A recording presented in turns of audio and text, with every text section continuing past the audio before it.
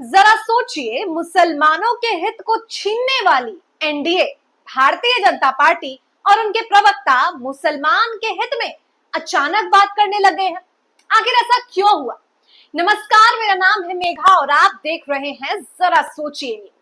आज इस वीडियो में हम आपको इसी सवाल का जवाब देंगे कि मुसलमानों के पक्ष में भारतीय जनता पार्टी क्यों आ उतरी है। बिहार विधानसभा चुनाव 2025 के जातीय समीकरण और मुस्लिम प्रतिनिधित्व पर यह वीडियो आधारित है और इसको लेकर ही हम आगे इस चर्चा का रुख करेंगे।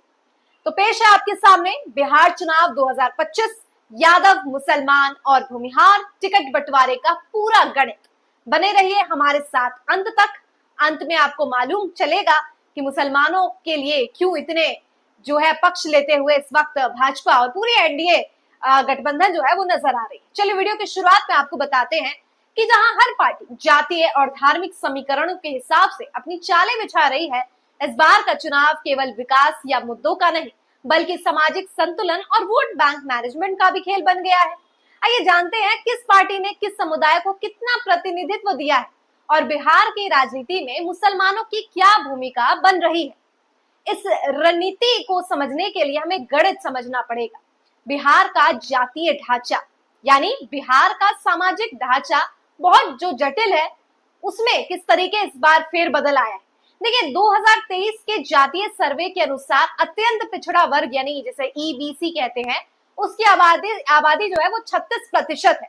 अन्य पिछड़ा वर्ग यानी ओबीसी वो 27% है। यानी कुल मिलाकर 63% जनसंख्या वो पिछले वर्गों की यानी पिछड़े समाज की आती है। वहीं ऊंची जातियों यानी ब्राह्मण, राजपूत, भूमिहार, कास्य, इनकी आबादी की बात की जाए तो ये केवल 10.6% है यानी 10.6%। मुसलमान करीब 17% है और लगभग 80 विधानसभा सीटों पर उनका प्रभाव माना जाता है। जाहिर सी बात है। अब देखिए भाजपा और एनडीए ने इस बार कैसा टिकट वितरण किया है। इस बार एनडीए में टिकट बंटवारे का सबसे बड़ा हिस्सा वो भाजपा को मिला है, क्योंकि एनडीए गठबंधन है, उसमें जाहिर तौर पर भाजपा प्रमुख हमेशा से रहा है। तो कुल 101 सीटें मिली है भाजपा को, जिसमें 49 सीटें लगभग 48% वो ऊंची जाति को दी गई है। 34 सीट्स यानी 33% ओबीसी समुदायों को दी गई है, जिसमें यादव उम्मीदवार वो 6 है।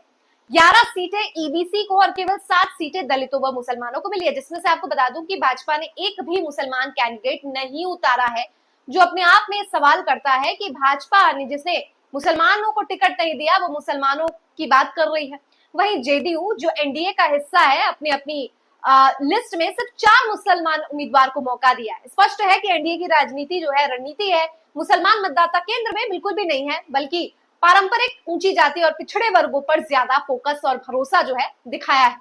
वही दूसरी ओर अगर हम बात करें राजद की और राजद के महागठबंधन की, तो विपक्षी खेमे यानी महागठबंधन की जो मुख्य भूमिका निभाती है राजद की पहली सूची में 143 उम्मीदवारों में से 18 मुसलमानों को टिकट दिया गया है, जो पार्टी के ऐतिहासिक मुस्लिम यादव फॉर्मूले को फिर से मजबूत करने की कोशिश है।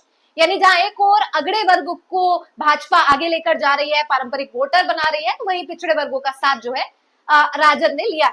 कांग्रेस ने अब तक 5 से 6 मुस्लिम चेहरे को मैदान में उतारा है, जबकि वाम दलों में अपने गढ़ों में 2 मुस्लिम उम्मीदवार दिए। महागठबंधन की रणनीति यहाँ पर साफ दिख रही है कि यादवों को भावनात्मक रूप से जोड़ा जाए, मुसलमानों को यह भरोसा दिलाना कि भाजपा के खिलाफ वही सबसे मजबूत विकल्प है। और काफी जाहिर भी है, जहां मुसलमानों का नहीं है रिप्रेजेंटेशन, वहां मुसलमान क्यों ही अपना भरोसा जताएंगे। वही तीसरी ओर अगर हम एआईएमआईएम की बात करें, जो काफी मजबूती से इस बार भी चुनाव लड़ने के लिए तैयार है और सीमांचल इलाकों में असदुद्दीन ओवैसी की पार्टी सक्रियता के साथ बनी हुई है। 64 सीटों पर उन्होंने अपने उम्मीदवार उतारने का ऐलान कर दिया है। मकसद साफ है, मुसलमानों को सीधा प्रतिनिधित्व देना बजाय किसी बड़े गठबंधन के अधीन रहकर। इसके साथ ही प्रशांत किशोर की पार्टी जो कि जनसुराज है, वो भी मैदान में है। जातीय समीकरण से ज्यादा विकास की राजनीति पर जोर दे रही है। इन दोनों पार्टियों के बीच मुस्लिम वोटों के बंटवारे का डर बाकी दलों में साफ दिखाई दे रहा है।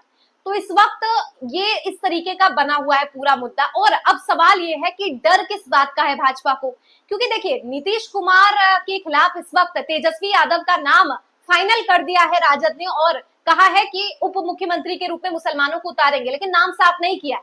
यही वजह है कि अब मुसलमानों का नाम उप मुख्यमंत्री कौन बनेगा नहीं साफ किया है। अमित मालवीय जैसे लोग चुटकी ले रहे हैं, क्योंकि बिहार चुनाव में मुसलमानों का राजनीतिक असर बहुत गहरा है और ये बात वो जानते हैं।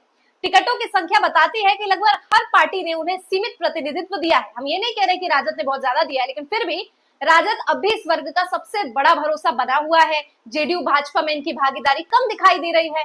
एआईएमआई ने तो अपनी अलग पहचान बनाने की कोशिश की है, लेकिन सबके बीच सबसे बड़ा सवाल दोस्तों यही है कि 2025 में बिहार का चुनाव विकास के नाम पर लड़ा जाएगा या फिर ये जाति धर्म पुराने समीकरण पर।